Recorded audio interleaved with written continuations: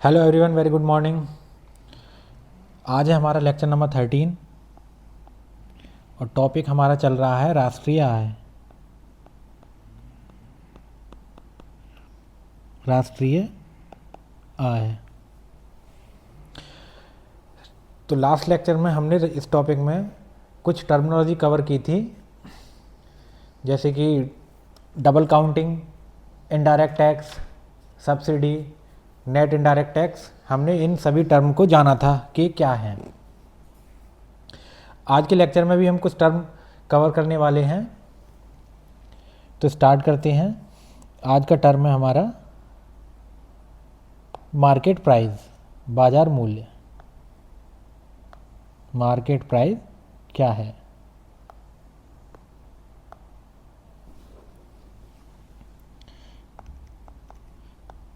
बाजार मूल्य, market price. इसको एक उदाहरण से समझते हैं। सपोज एक कंपनी है जिसका नाम है ABC प्राइवेट लिमिटेड।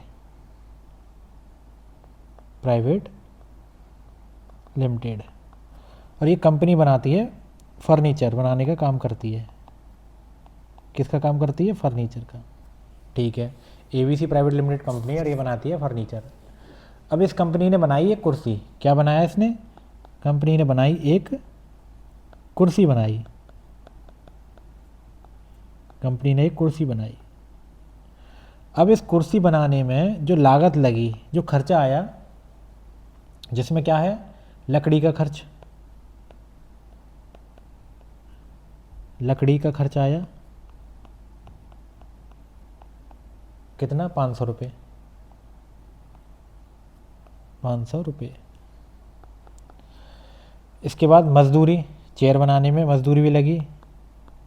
मजदूरी बैठी इसकी सपोज 300 रुपये। ठीक है।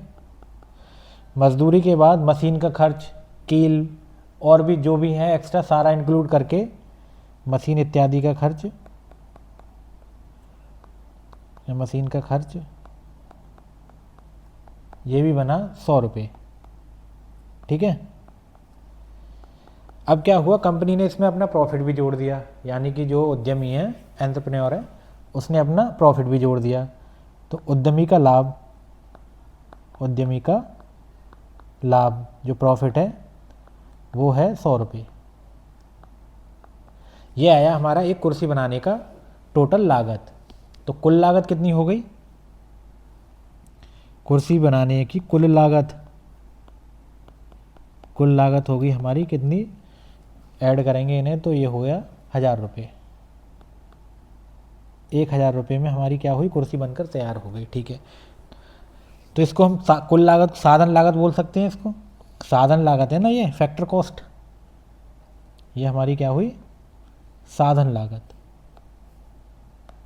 इसको हम बोल सकते हैं क्या? साधन लागत। ठीक है।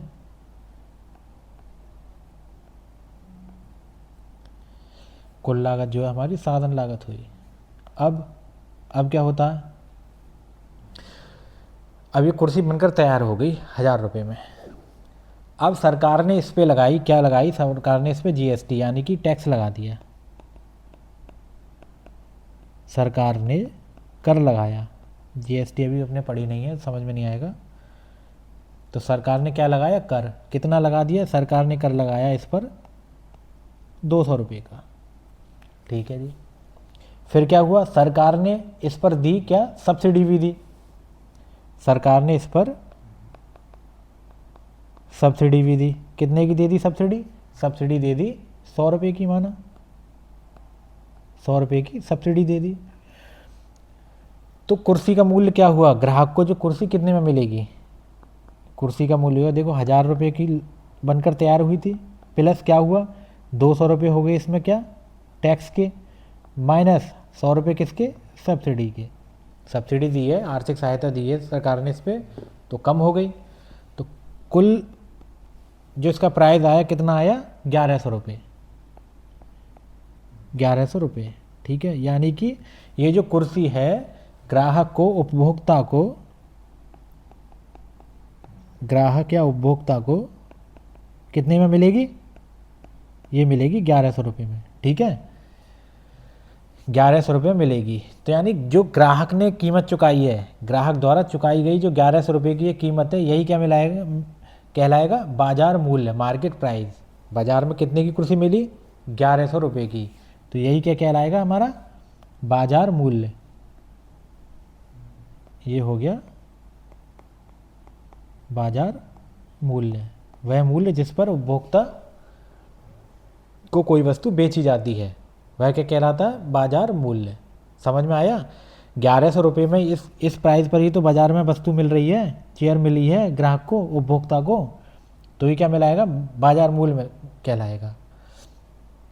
तो लिखेंगे बाजार मूल्य क्या है, वह मूल्य जिस पर कोई वस्तु या सेवा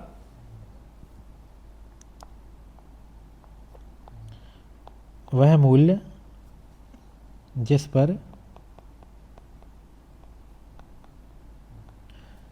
कोई वस्तु या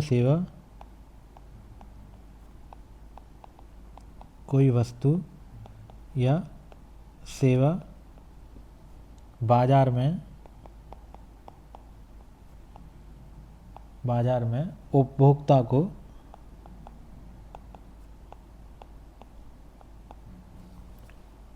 बेची जाती है,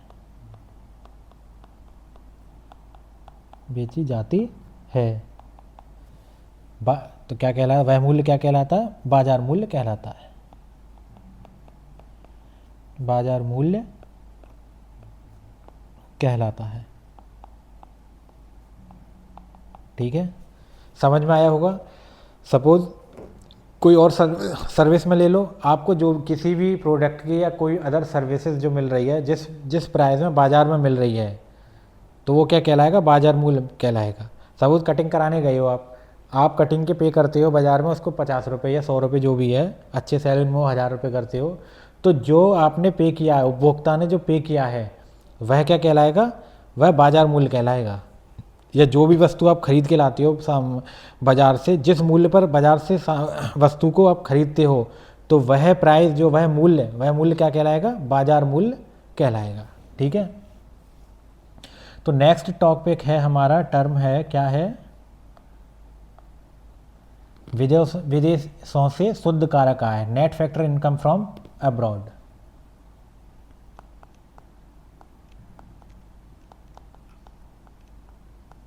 विदेशों से शुद्ध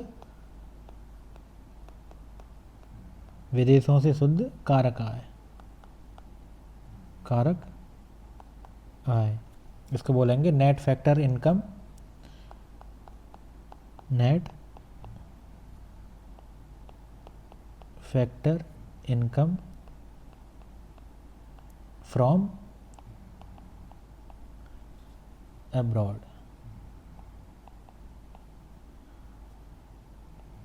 ठीक है, शॉर्ट में हो गया ये नाफिया।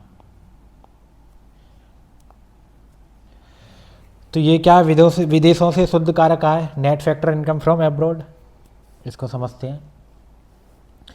माना एक व्यक्ति है जिसका नाम है क्या, अमित। ठीक है, और ये क्या है, ये है भारतीय, भारत का है, भारतीय है, ये है भारतीय।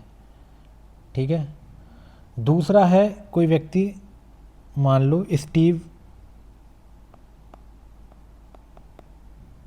ये कहाँ का है, अमेरिका का है।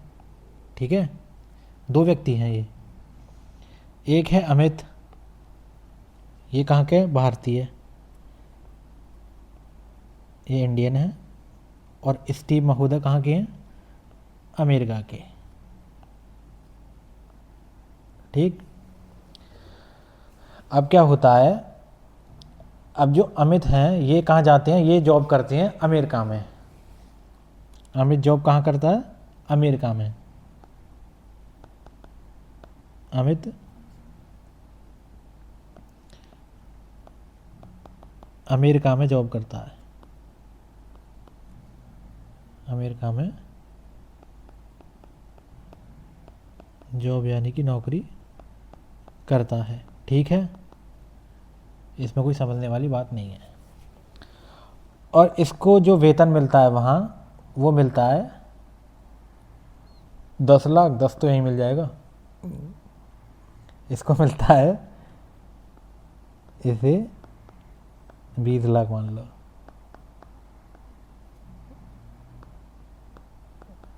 बीस लाख वेतन मिलता है वहाँ अमेरिका में, अभी जॉब करता है और वेतन मिलता है इसको 20 लाख एनुअली। ठीक है। अब वहीं एडम महोदय हैं, एडम ये स्टीव, ये कहाँ जॉब करते हैं? ये करते हैं अपनी इंडिया में। स्टीव अमेरिका से जॉब करने आए हैं कहाँ? भारत में। भारत को ऐसा बनाना है। तो स्टीव कहाँ जॉब करते हैं? भारत में नौकरी करता है।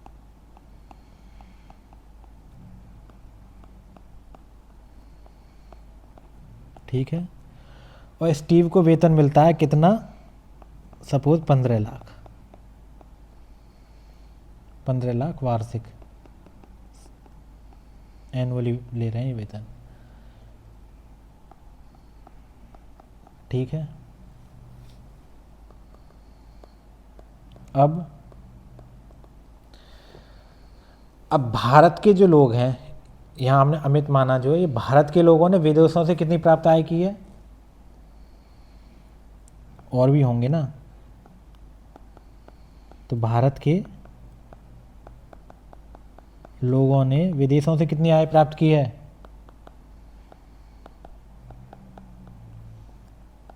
विदेशों से प्राप्त आय है हमारी कितनी? 20 लाख रुपए।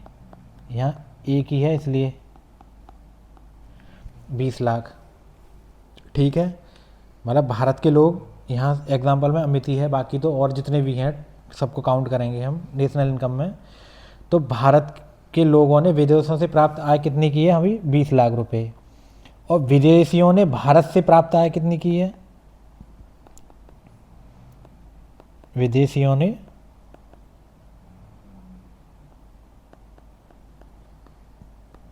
भारत से प्राप्त आय कितनी है? 15 लाख रुपए, 15 लाख रुपए। ठीक है, इतना समय आया। तो इनका अंतर कितना है? टोटल अंतर कितना हुआ? 20 लाख माइनस 15 लाख कितना हुआ? 5 लाख रुपए। कितना हुआ? 5 लाख रुपए। तो ये 5 लाख रुपए जो है, ये हम कह सकते हैं ये जो अंतर है, कौन सा अंतर? विदेशों से जो है, विदेशों से प्राप्त कारक आय और विदेशों को दी गई प्राप्त कारक आय। विदेशों से प्राप्त कारक आय कितनी है हमारी? 20 लाख रुपए। और विदेशों को दी हुई प्राप्त कारक आय यानी कि कितनी है? 15 लाख रुपए। और इनका अंतर कितना है? 5 लाख रुपए। तो यही हमारा क्या कहलाता है? Net factor income from abroad, विदेशों से शुद्ध कारक आय। ठीक है, यही क्या है? यही है विदेशों से शुद्ध कारक आय। यानी कि जो भी इंडियंस हैं, भारतीय लोग हैं, बाहर जॉब कर रहे हैं, ठीक है, उनको कितनी आय प्राप्त हुई, और जो विदेशी हैं जो भारत में काम कर रहे हैं उनको हमने कितनी आय दी। इनका अंतर क्या कहलाएगा? हमेशा विदेशों से शुद्ध कारक आय, net factor income from abroad. ये पॉजिटिव भी हो सकती है, माइनस भी हो सकती है। सपोज जो इंडियन है भारत से गए हैं, वो कमा रहे हैं वहाँ 100 करोड़ टोटल। ठीक है, ये क्यों है? भारतीय कमा रहे हैं 100 करोड़।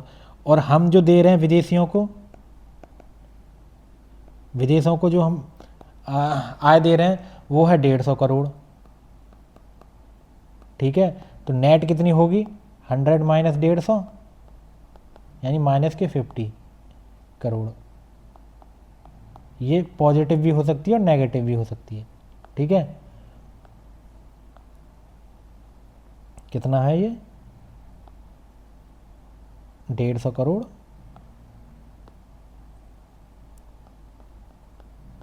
माइनस के 50।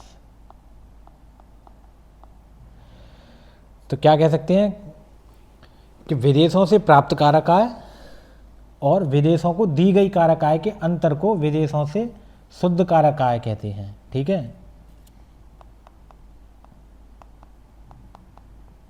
विदेशों से प्राप्त कारक आय, जो भी हमने विदेशों से प्राप्त कारक आय की इनकम है हमारी टोटल इंडिया की वो, और विदेशों को दी गई कारक आय, विदेशों को दी गई कारक आय का, दी गई कारक आय के अंतर को विदेशों से शुद्ध कारक आय कहते हैं। विदेशों से शुद्ध कारक आय कहते हैं। ठीक है, एक और एग्जांपल देख लो, जैसे प्रियंका चोपड़ा है। ठीक है, वो कहाँ की है, भारतीय, कहाँ काम करती है, अमेरिका से। कौन, प्रियंका। ठीक है, प्रियंका चोपड़ा जो है भारतीय और बाहर विदेशों में काम करती है। सपोज उसने कमाए साल में एक में कितने कमाए, 25 करोड़ कमाए उसने। ठीक है, अब है जैकलीन। जैकलीन कहाँ की है, श्रीलंका की। वो कहाँ काम कर रही है, इंडिया में। जैकलीन, ठीक है, वो कहाँ काम कर रही है, इंडिया में। तो हमने इसको कितनी है, हमने इसको पे किए 20 करोड़ या 30 करोड़ मान लो, 20 करोड़ हमसे मतलब है हमारे यहाँ से कमाए। हमने भारत से जो इसने आय प्राप्त की वो कितनी है, 20 करोड़।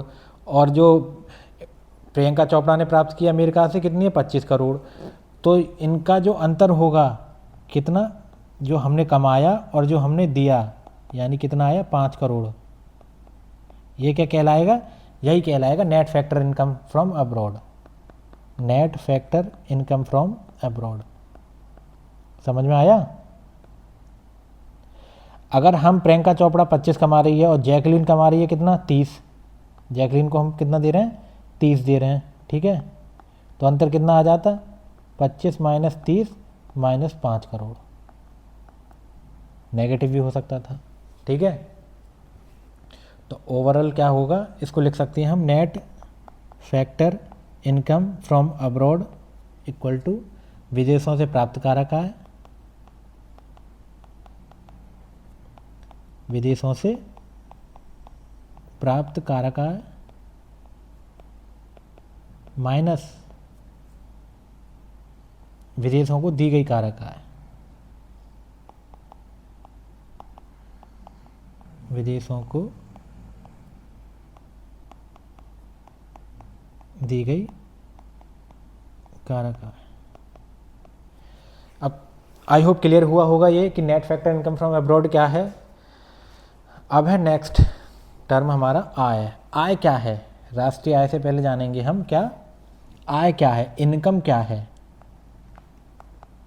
आय क्या है, इनकम किसको कहते हैं। ठीक है, इनकम बेसिकली क्या है, इनकम जब हम कोई काम करते हैं उसके बदले जो हमें क्या मिलता है, इनाम या पैसा धन मिलता है, वही क्या कहलाता है हमारा आय। यानी कार्य के बदले इनाम को हम क्या कहते हैं, कार्य के बदले इनाम को हम कहते हैं आय, कहते हैं नहीं। सपोज कोई डॉक्टर है या टीचर है, वह पढ़ाता है, उसको वहाँ वेतन मिलता है, या वेतन यानी कि धन मिलता है, तो वह क्या कहलाता है, उसका आय कहलाती है। तो आय क्या है, किसी काम, सेवा या उत्पादन के बदले, फर्म है कोई उत्पादन कर रही है, उसके बदले क्या प्रॉफिट मिलता है, प्रॉफिट मतलब पैसा मिलता है उसे, तो वो क्या होगी उसकी, वो उसकी आय हुई नहीं हुई। तो हम कह सकते हैं किसी काम, सेवा, सर्विस या उत्पादन उत्पादन के बदले मिलने वाला धन क्या कहलाता है? आय कहलाता है। आय कहलाता है। ठीक है, समझ में आया या नहीं? जैसे उदाहरण देख लो, क्या है? शिक्षक है, शिक्षक इस स्कूल में पढ़ाता है, इसको वेतन मिलता है कितना? 20,000 रुपये पर मंथ। 20,000 रुपये पर मंथ। तो ये क्या है? इसको पैसे मिले, यही क्या है? इसकी आय। या कोई मजदूर है, वह काम करता है, मजदूरी करता है, सपोज 500 रुपये मिलते हैं उसे पर डे के, तो यह क्या है? ये भी उसकी इनकम है। किसान है नहीं, वह क्या है? गेहूं का उत्पादन करता है या कोई भी अनाज या फसल का उत्पादन करता है, उसको सेल करता है, सपोज उसको मिले उसके बदले 5,000, तो ये क्या हुई? उसकी, ये उसकी आय हुई। तो आय क्या है? काम के बदले मिलने वाला इनाम या पैसे। किसी काम, सेवा या उत्पादन के बदले मिलने वाला धन क्या कहलाता है? आय कहलाता है। ठीक है, अब बढ़ते हैं हम, अपना नेक्स्ट टॉपिक है हमारा राष्ट्रीय आय, नेशनल इनकम क्या है। अब ये तो हो गया हमारा आय, अब है राष्ट्रीय आय क्या है।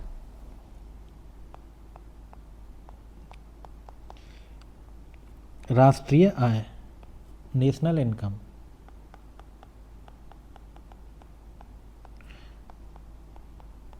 नेशनल इनकम, अभी हमने आय में पढ़ा कि कोई व्यक्ति काम कर रहा है तो उसको मिल रही है, उसको धन मिलता है, तो वो उसकी आय होगी। लेकिन राष्ट्र की आय, यहाँ राष्ट्र तो जाएगा नहीं, राष्ट्र तो काम करेगा नहीं, पढ़ाएगा नहीं, या खेतों में फसल नहीं उगाएगा। ठीक है, देश थोड़ी जाएगा, राष्ट्र मतलब देश हमारा भारत। तो फिर राष्ट्रीय आय क्या हुई? राष्ट्रीय आय मतलब राष्ट्र में रहने वाले लोग, वह तो उत्पादन कर रहे हैं। ठीक है, सपोज एक गांव है, मान लो गांव का एक राष्ट्र है, राष्ट्र में कौन कौन है? किसान है। किसान क्या करता है? किसान गेहूं उगाता है। क्या करता है? किसान गेहूं उगा रहा है, मान लो। ठीक है, किसान गेहूं उगाता है, एक राष्ट्र है, अपना ही देश है, मान लो भारत देश में किसान है, गेहूं उगाते हैं। अच्छा, कारपेंटर है, कारपेंटर क्या है? फर्नीचर बनाता है। कारपेंटर क्या बना रहा है? फर्नीचर बना रहा है। ठीक, फिर डॉक्टर है, वो इलाज करता है। डॉक्टर इलाज करता है, तो इलाज के वजह से उसको फीस मिलती है, पैसे मिलते हैं। किसान गेहूं उगाता है, उसके बदले उसको पैसे मिलते हैं, मतलब सेल करके। कारपेंटर है, फर्नीचर बनाता है, उसके बदले उसको आय होती है। डॉक्टर को इनकम होती है। शिक्षक है, वह पढ़ाता है, तो उसके बदले उसको क्या मिलती है? इनकम होती है शिक्षक की। वेतन लेता है, नहीं वेतन, फीस लेता है अपना शिक्षक, ये उसकी इनकम हो गई। दुकानदार है, सामान बेचता है, तब उससे उसकी इनकम होती है। दुकानदार क्या करता है? सामान बेचता है, सामान सेल करता है, बेचता है।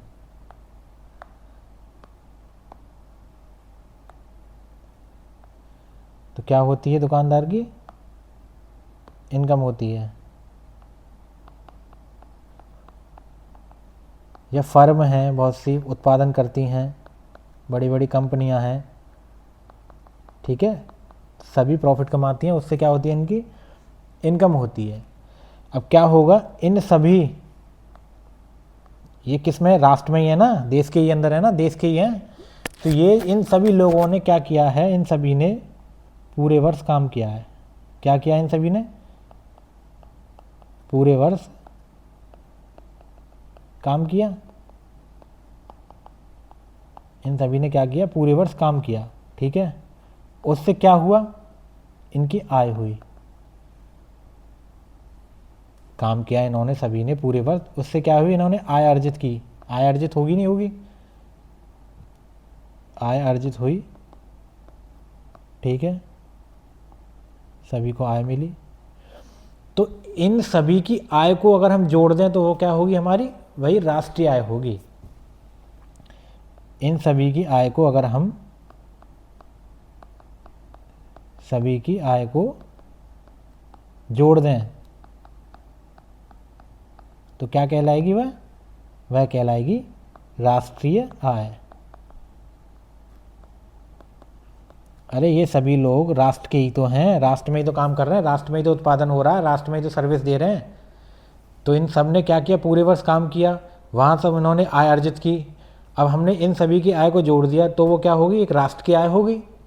तो सिंपली कह सकते हैं हम कि किसी राष्ट्र में एक निश्चित समय में, कह रहा है ना पूरे वर्ष, एक निश्चित टाइम में,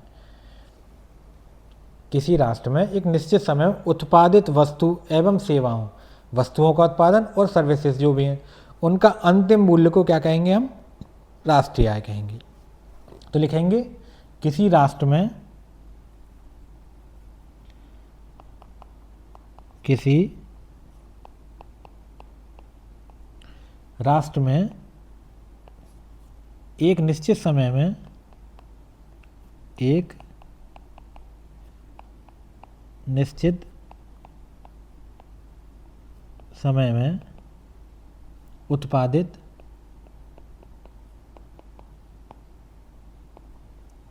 वस्तु एवं सेवाओं के अंतिम मूल्य, राष्ट्रीय आय में अंतिम मूल्य लिया जाता है, कि अंतिम मूल्य को राष्ट्रीय आय कहते हैं।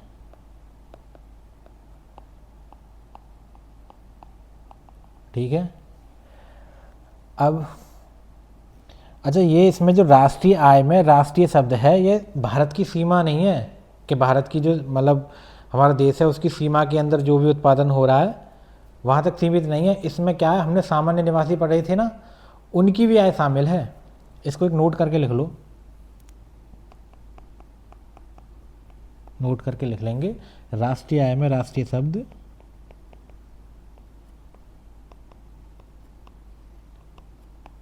राष्ट्रीय आय में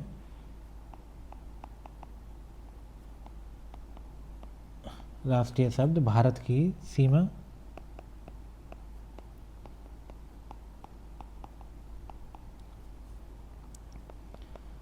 नहीं, बल्कि क्या है, इसमें सामान्य निवासियों की आय भी शामिल है। सामान्य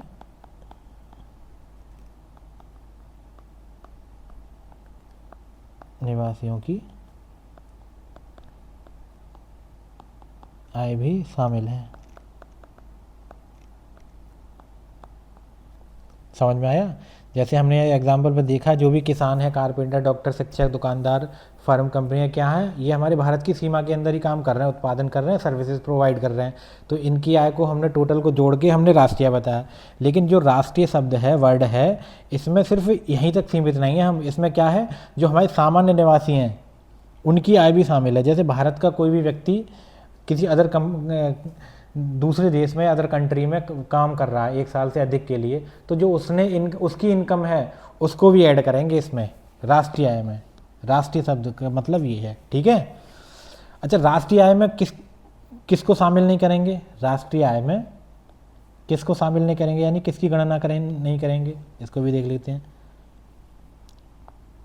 क्या है,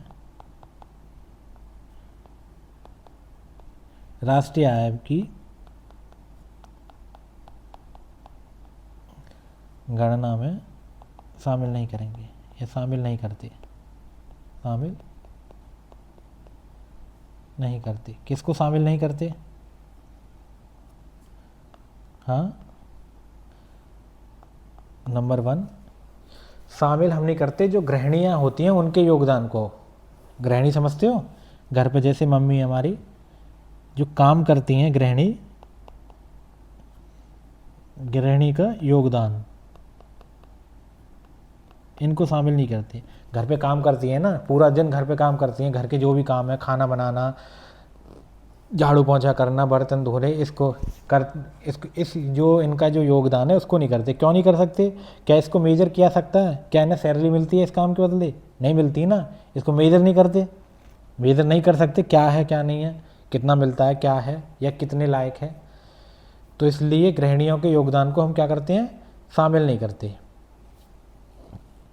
इसकी वैल्यू नहीं, वैल्यू है बट मेजरेबल नहीं है। कोई बता सकता है तुम्हारे घर में या मेरे घर में, हम सभी के घर में मम्मियाँ हमारी काम करती हैं सुबह से लेके शाम तक, तो उन्होंने कितना कंट्रीब्यूट किया या उन्होंने कितने पैसे का काम किया, या हम उन्हें घर पे उन्हें सैलरी मिलती है या कुछ मिलता है, उनकी इनकम होती है? नहीं होती है। इसलिए क्या है, गृहिणियों के योगदान को शामिल नहीं करते। दूसरा, जो भी हमारी गैर कानूनी एक्टिविटीज़ हैं या ट्रेड है, गैर कानूनी व्यापार है, ठीक है ना, गैर कानूनी व्यापार को भी शामिल नहीं करते। अगर लीगल है तो उस ऑटोमेटिक हो ही जाएगा। कोई काम अगर लीगल है तो वो तो शामिल होगा, लेकिन जो गैर कानूनी है उसे नहीं कर सकते। अच्छा, जो फाइनेंशियल जो हमारा लेन देन है, जैसे शेयर बाजार में होता है ना लेन देन, ट्रांजेक्शन जो होते हैं, उनको भी नहीं करते।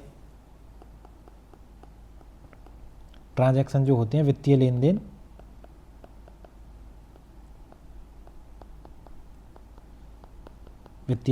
होते हैं ना शेयर बाजार में जो होते हैं, शेयर खरीदा बेचा, डे ट्रेडिंग जो करते हैं, उनको हम किस में नहीं करते? नेशनल इनकम में शामिल नहीं करते। और नहीं करते हम क्या? मध्यवर्ती